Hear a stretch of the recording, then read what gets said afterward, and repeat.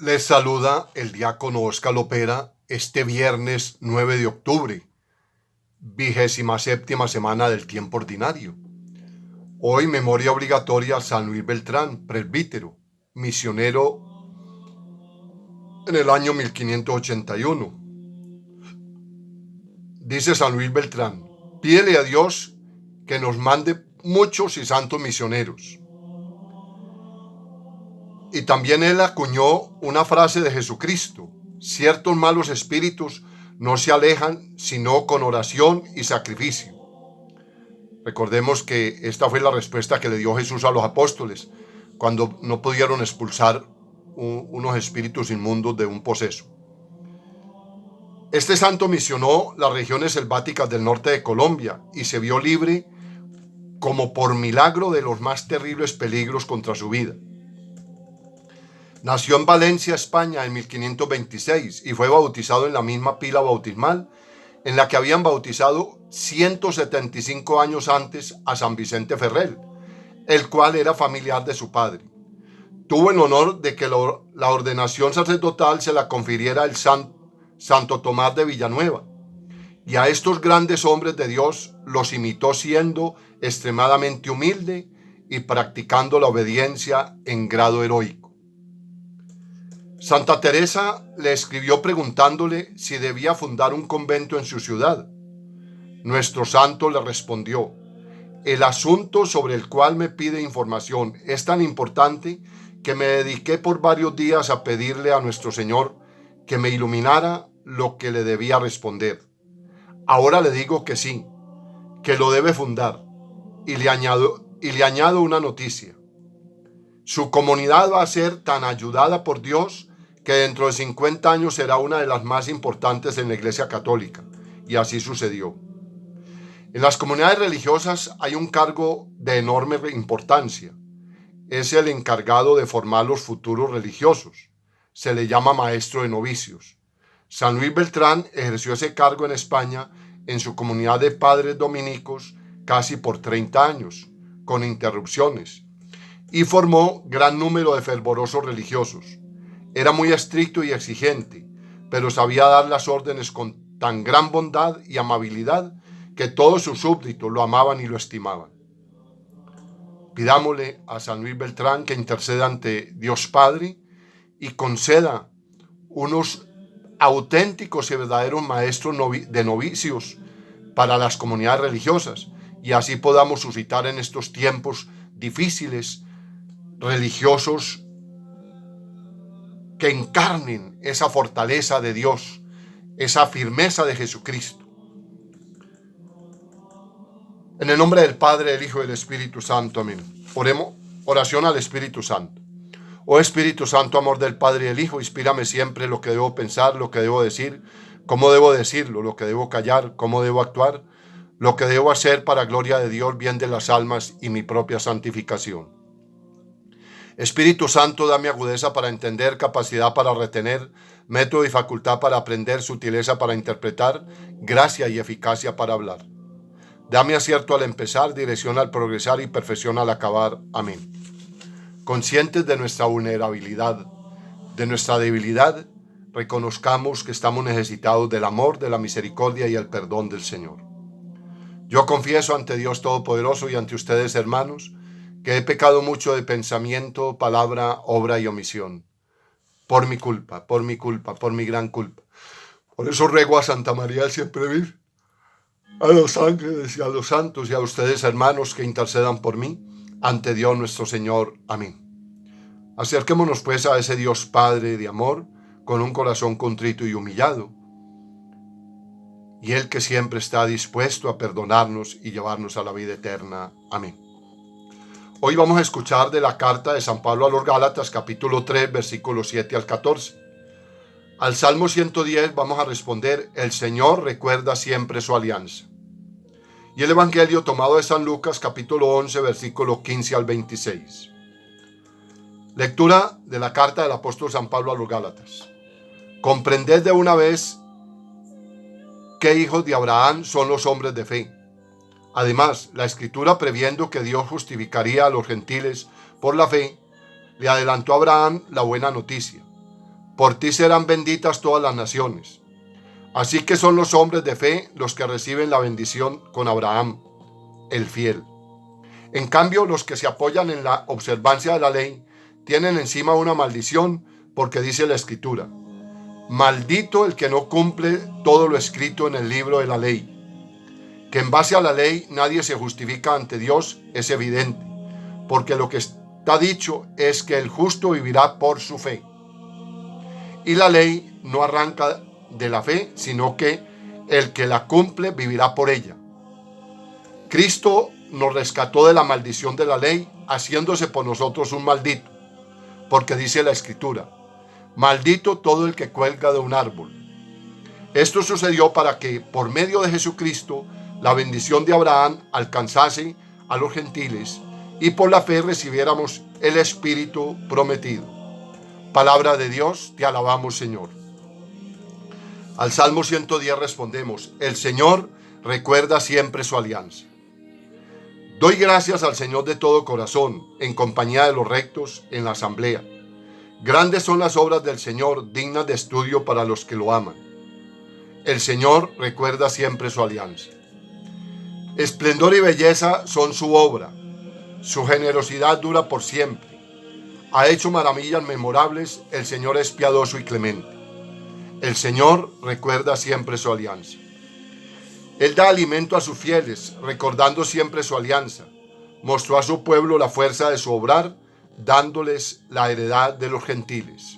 El Señor recuerda siempre su alianza.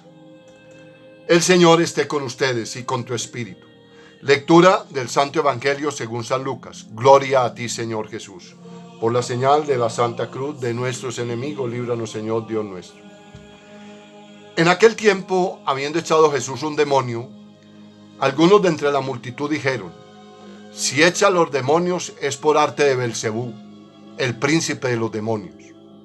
Otros, para ponerlo a prueba, le pedían un signo en el cielo. Él, leyendo sus pensamientos, les dijo: todo reino en guerra civil va a la ruina y se derrumba casa tras casa. Si también Satanás está en guerra civil, ¿cómo mantendrá su reino? Vosotros decís que yo he hecho los demonios con el poder de Belcebú. Y si yo he hecho los demonios con el poder de Belcebú, vuestros hijos, ¿por arte de quién los echan? Por eso ellos mismos serán vuestros jueces. Pero si yo he hecho los demonios con el dedo de Dios, entonces es que el reino de Dios ha llegado a vosotros. Cuando un hombre fuerte y bien armado guarda su palacio, sus bienes están seguros. Pero si otro más fuerte lo asalta y lo vence, le quita las armas de que se fiaba y reparte el botín. El que no está conmigo está contra mí. El que no recoge conmigo desparrama. Cuando un espíritu inmundo sale de un hombre, da vueltas por el desierto buscando un sitio para descansar, pero como no lo encuentra, dice: volveré a la casa donde salí. Al volver se la encuentra barrida y arreglada. Entonces va a coger otros 7 espíritus peores que él y se mete a vivir allí. Y al final, aquel hombre resulta peor que al principio. Palabra del Señor. Gloria a ti, Señor Jesús. Queridos amigos, si hay algo que nos fastidia es que nos saquen de nuestras casillas. Los psicólogos modernos dicen que todos tenemos una zona de confort. Se refiere al mundo de nuestras relaciones, al entorno habitual o a nuestras creencias. Se refiere al periódico que leemos habitualmente, a la radio que escuchamos.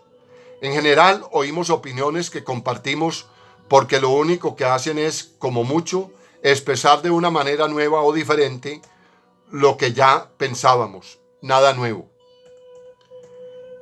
En esa zona nos movemos como pez en el agua, nos sentimos cómodos. Lo que también dicen los psicólogos es que para crecer hay que salir de esa zona de confort, atreverse a hablar con gente diferente, a conocer lugares nuevos, a escuchar otras opiniones, a dejarnos sorprender y a dejar y afectar, sorprender y afectar por realidades nuevas. Es la única forma de crecer, de madurar como personas. A los que escuchaban a Jesús y veían las cosas que hacía, todo aquello los descolocaba. Podían haberse sentido interpelados por la acción de Jesús y pensar que allí podía haber quizá una presencia nueva y salvadora. Pero optaron por no salir de su zona de confort y buscaron una solución. Si Jesús hacía esas cosas era porque él mismo estaba al servicio del jefe de los demonios. Es decir, aunque objetivamente lo que hacía Jesús era liberar a las personas del demonio, del dominio del mal, ellos habían llegado a la conclusión de que eso no era más que un artificio. En realidad Jesús era el representante de Belcebú. De su manera, ellos podían seguir tranquilos en su zona de confort, haciendo lo que siempre, sintiendo lo que controlaban perfectamente la relación de los hombres con Dios. No había ninguna necesidad de cambiar, podían seguir con lo de siempre. Jesús, si leemos atentamente y en serio el Evangelio, nos descoloca, nos saca de nuestra zona de confort, nos invita a hacernos planteamientos nuevos, a buscar soluciones diferentes. No vale lo de siempre. El reino no habla de una nueva realidad. Nos habla de una nueva realidad. Si siempre hemos dicho que ojo por ojo, quizás sea tiempo de buscar caminos nuevos que nos lleven de verdad a la nueva, a una mayor justicia y fraternidad. Quizás sea tiempo de pensar que no hay razón para que las cosas tengan que ser como siempre han sido y que tenemos posibilidad de cambiar, de mejorar, de ser mejores. Ahí tenemos pues una palabra que nos mueve verdaderamente a abrirnos a un cambio, y es lo que realmente nos puede estar hablando Dios a través de esta pandemia, a través de esta cuarentena, a través de este confinamiento. Dios en su infinito amor y misericordia permitió ese virus para que, estando todos atentos a que no nos vamos a contagiar, pues optemos por nuevas formas de vivir y formas que verdaderamente agraden a Dios. Por ejemplo, cómo ha sido de valioso, de fundamental, volvernos a encontrar en familia, entender que nos necesitamos, que sin el otro no podemos estar. Lamentablemente, algunas pocas personas ha sido un desastre, pero la mayoría hemos valorado el volver a encontrarnos en familia, en sentir que nos necesitamos todos unos a otros. Así pues, mis queridos hermanos, abramos nuestro corazón, abramos nuestra mente y nuestro entendimiento a los cambios que Cristo, el Señor, puede estarnos pidiendo a través de esta pandemia, a través de este confinamiento.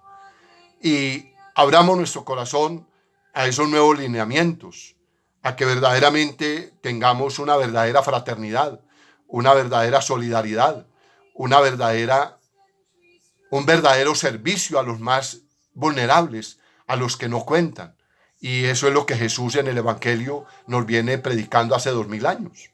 Entonces, hermanos, yo creo que tenemos elementos para poder justificar y ver siempre el lado positivo de toda esta situación. Dios, en su infinito amor y misericordia, permite ciertas situaciones para que el hombre, en su más íntimo esfuerzo y en su más intimidad, tenga la oportunidad de un cambio, de una conversión, de un acercarse a Dios y caminar con Él. El Señor esté con ustedes y ese Padre amoroso les bendice en el nombre del Padre, del Hijo y del Espíritu Santo. Amén.